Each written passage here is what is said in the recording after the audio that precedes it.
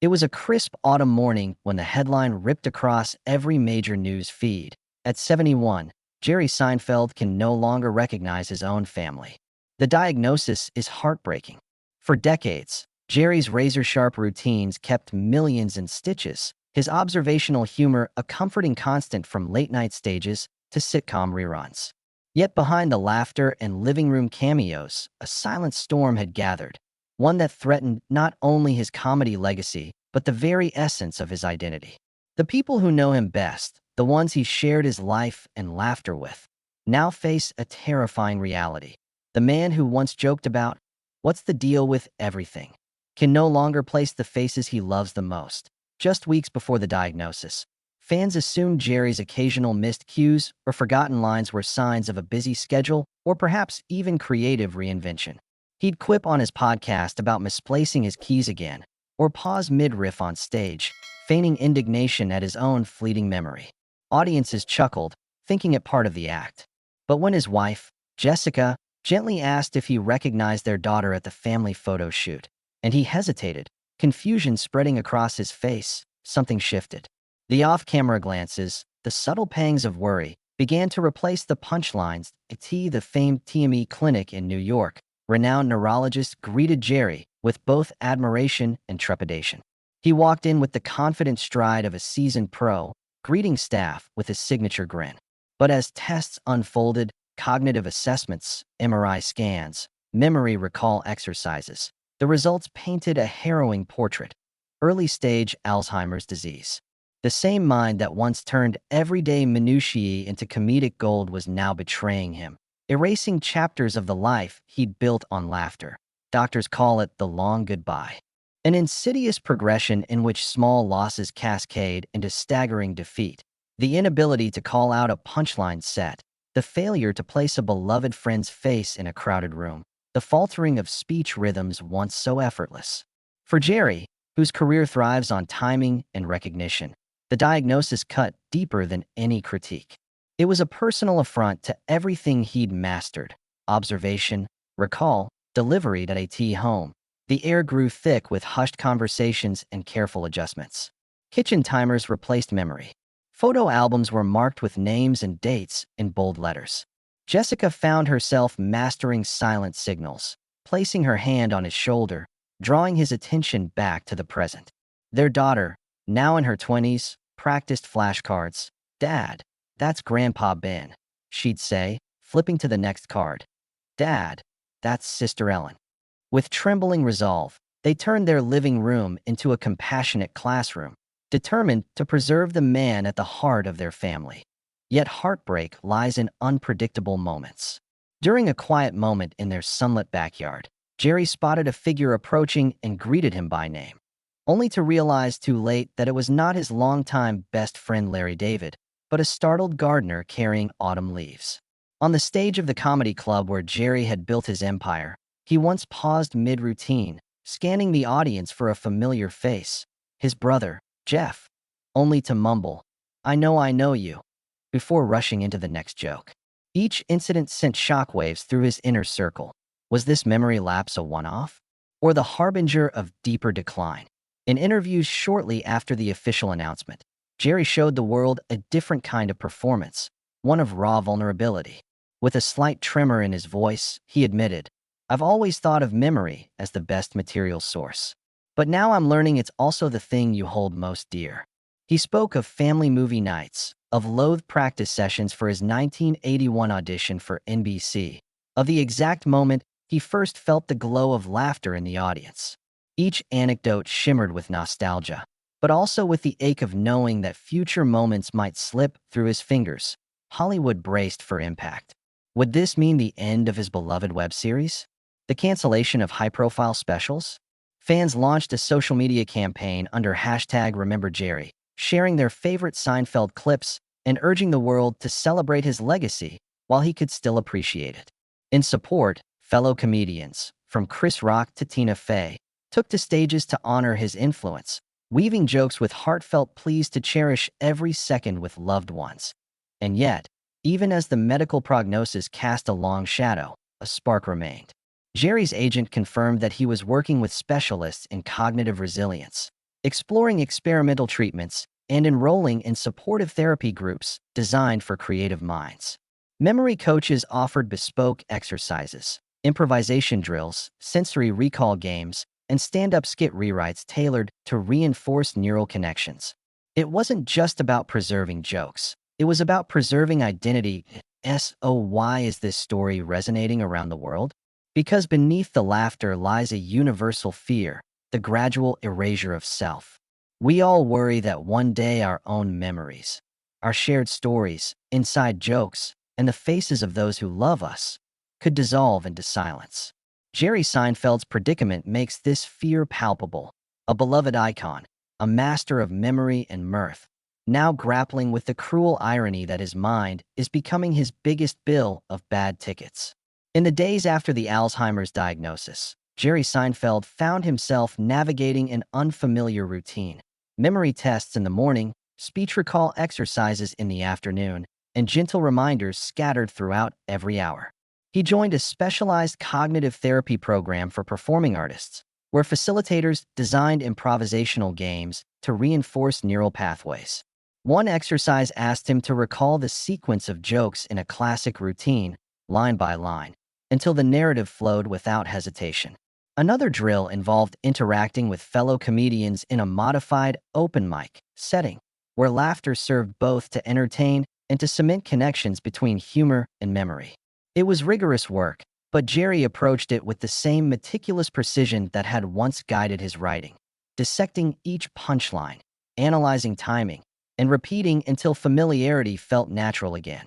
Meanwhile, his wife Jessica and daughter Colton became his primary advocates, orchestrating a home environment tailored to his changing needs. They installed programmable digital frames in every room, cycling through family photographs labeled with names, dates, and short anecdotes. A smart speaker in the living room greeted Jerry each morning with personalized prompts. "Good morning, Jerry. Here's today's headline. It's Tuesday, June 15th, and you're going to a comedy fundraiser tonight. Your daughter's dress code is semi-formal." These cues, however small, served as anchors, tethering him to the present and reducing moments of disorientation. His schedule was displayed in bold, color-coded blocks on the kitchen wall, and sticky notes with gentle affirmations. "You are loved, you are here, you are safe," peppered the surfaces he used most often. Yet the crux of this journey lay in the small, unpredictable heartbreaks that surfaced without warning. During a rehearsal at his production studio, Jerry stared blankly as his longtime director, Jason Alexander, reminded him of the callback line. The silence stretched until Jerry blurted, I can't find it."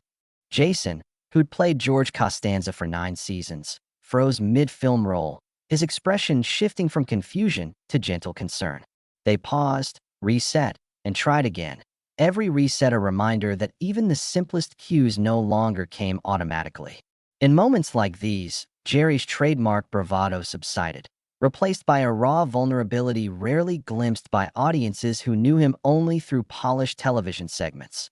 Compounding these challenges was the public's insatiable curiosity.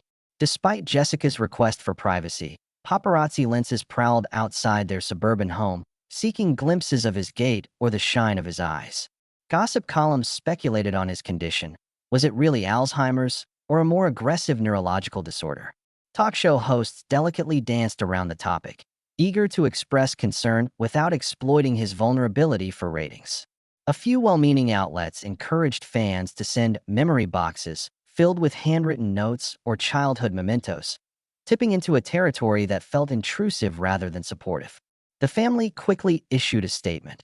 Jerry appreciated the outpouring of love, but asked that people respect their space as they adapted to this new reality. In contrast to this frenzy, a different kind of communal response emerged from the comedy world itself. Peers organized Remembering Jerry benefits, intimate events in small clubs where Jerry's routines were performed in candlelit settings.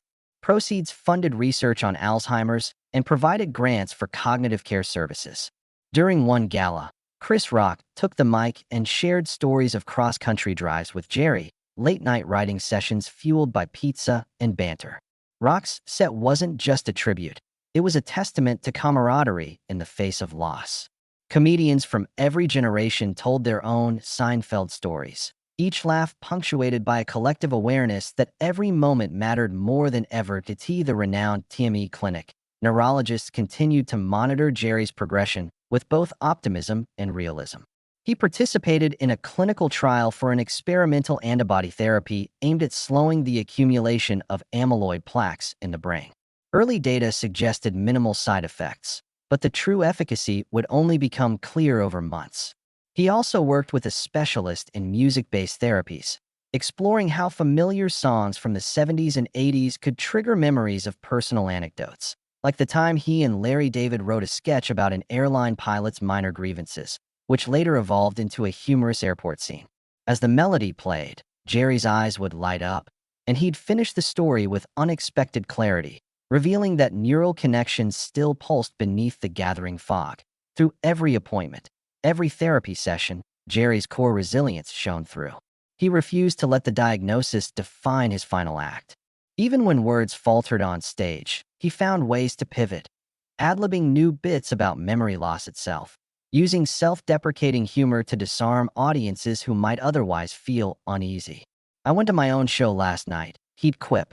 Couldn't remember a punchline, but the laughter sounded familiar. Such moments reminded onlookers that humor can be both a tool and a refuge, a means of reclaiming agency when the mind threatens to slip away to at home. The rhythm of family life continued, adapted but undimmed. Jessica reintroduced old traditions, Friday night pizza and movie marathons, framing them as more than an entertainment ritual but a memory-strengthening exercise. Colton began journal entrance sessions where she scribbled daily highlights in a shared notebook, prompting Jerry to contribute with doodles or single-word reflections. These entries became time capsules, short logs of emotional landmarks: laughed, loved, peaceful. Over time, even fragmented recollections felt like victories, reminders that although memory might erode, moments of connection endured. As the weeks turned into months, the family's collective efforts carved out a new normal, one where love, laughter, and dignity coexisted alongside the challenges of Alzheimer's. Jerry's world contracted in some ways: less late-night writing binges, fewer overnight stays on set, but expanded in others: deeper conversations during twilight walks, unhurried breakfasts on the back porch, meaning discovered in the simple cadence of a shared joke. Through meticulous planning and profound empathy, they reframed each day as an opportunity to anchor Jerry's present while preserving the essence of the man who had spent a lifetime observing the world and turning those observations into laughter. Jerry's journey soon took him beyond private therapy rooms and family living spaces to a broader stage, the world he'd built his career in. In early 2026, he agreed to partner with the Alzheimer's Association on a nationwide fundraising tour that combined stand-up appearances with candid conversations about his diagnosis.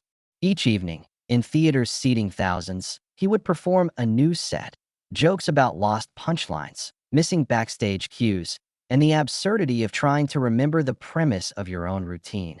Then transition to an on-stage interview with a neurologist or caregiver. Audiences responded not with pity but with standing ovations, moved by his courage in bringing the disease out of the shadows. The event became known as the Long Goodbye Tour, a fitting title for a comedian whose legacy has always been about holding laughter tightly against life's uncertainties. The logistics of the tour were strikingly meticulous. Jessica accompanied him on every date, sketchbook in hand, quietly noting which jokes landed and where Jerry hesitated. Backstage, memory coaches rehearsed pre-show warm-ups, rapid-fire word association drills, pattern recall puzzles on touchscreen tablets, and sensory teasers using familiar scents like coffee and bakery aromas to trigger recollections of early days working in comedy clubs. Each venue was prepped with memory stations, interactive kiosks displaying photos of Jerry with fellow comedians, fans, and family members. Visitors could touch the screen to hear a two-sentence anecdote about each moment, a digital scrapbook reinforcing Jerry's own memories even as they slipped from his grasp. Despite the emotional weight, Jerry approached these performances with the same precision that had made him a household name. His new material was meticulously crafted, and he maintained control of every element: the timing of the punchlines, the lighting cues, the placement of additional onstage interviews. At a show in Chicago, he paused mid-riddle to introduce Mary, a nurse who worked with him during his clinical trial, and asked her to explain how antibody therapies might change the prognosis for future patients. The shift was seamless, like sliding from one well-timed joke into another. Only now the stakes were higher. When Mary finished, the audience erupted, not just in laughter, but in applause that felt like gratitude for being part of something greater than entertainment. Critics praised the tour as a groundbreaking blend of art and advocacy.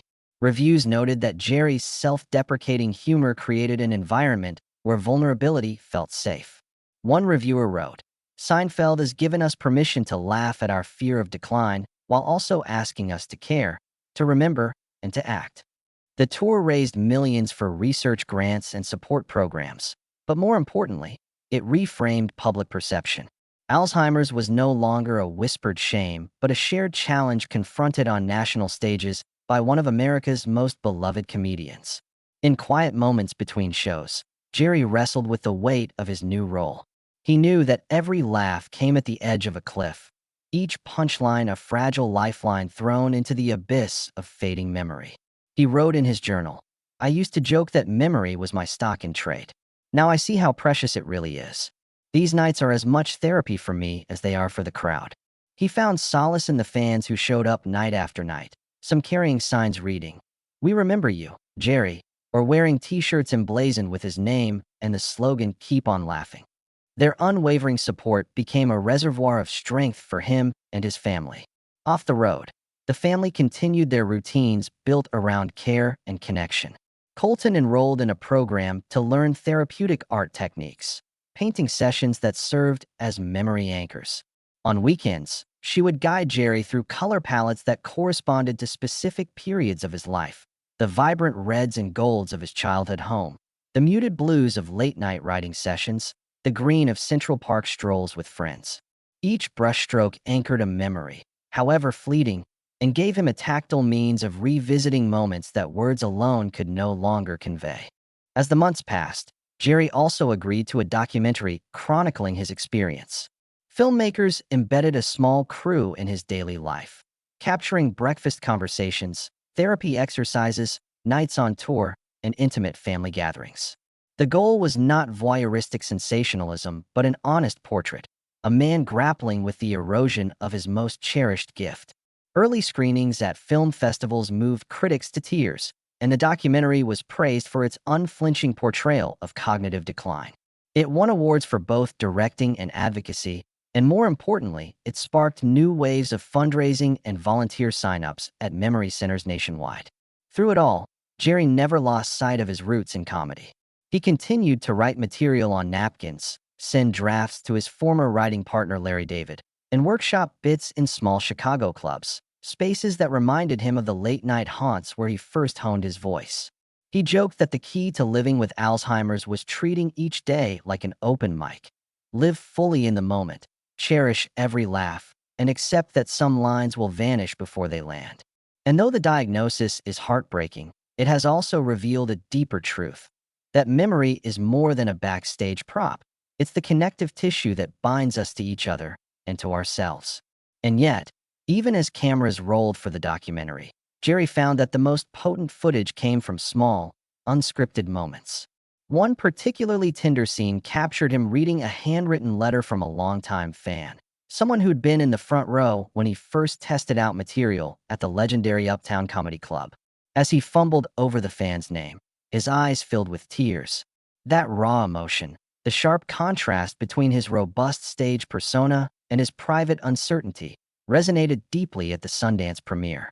Festival attendees reported exiting theaters with quiet sobs, hugging strangers in darkened lobbies, moved by the intimacy of a man confronting the unraveling of the very gift that made him famous. Critics called it unbearably honest and predicted it would become a touchstone for films exploring illness with equal parts grit and grace done off-screen. Jerry and his family leveraged the momentum from the documentary and the long goodbye tour to formalize their philanthropic efforts. They quietly launched the Seinfeld Family Foundation for Memory Care, partnering with top researchers at the TME Clinic and leading universities. The foundation funds community memory centers in underserved areas, sponsors clinical trials on early detection techniques, and underwrites caregiver support programs. At their inaugural gala in Los Angeles, a slideshow flashed images of local volunteers running comedy for memory workshops, where laughter exercises help stimulate cognition in seniors. Teresa Kaplan, a director of one center in Ohio, shared how patients remembering jokes from Seinfeld routines experienced measurable improvements in recall tests. In her speech, she said, "You've given us more than funding. You've given us permission to honor humor as healing." Meanwhile, the comedy community continued to rally around Jerry's cause, reflecting on how his journey illuminated the role that laughter can play in resilience. Late-night host James Corden dedicated a week to discussing Alzheimer's, inviting medical experts, family members, and Seinfeld's collaborators to share insights on air. Emerging Comics debuted sets under the banner Laughing in the Dark, exploring themes of memory, loss, and hope. At the prestigious Laugh Fest in Grand Rapids, a special panel entitled Comedy's Long Goodbye featured icons like Billy Crystal and Wanda Sykes discussing how humor functions as both shield and salve.